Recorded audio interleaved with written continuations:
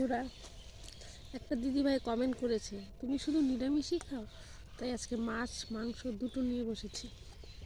মাছের মাথা খুব প্রিয়, মাছের মাথা দিয়ে ঝোল,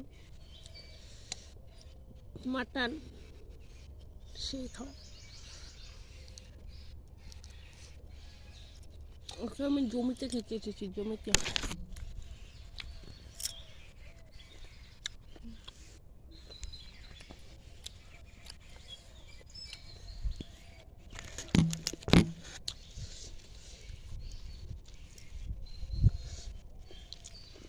শক্ত মাছের মাথাটা খাই, প্রিয় রুই মাছের মাথা।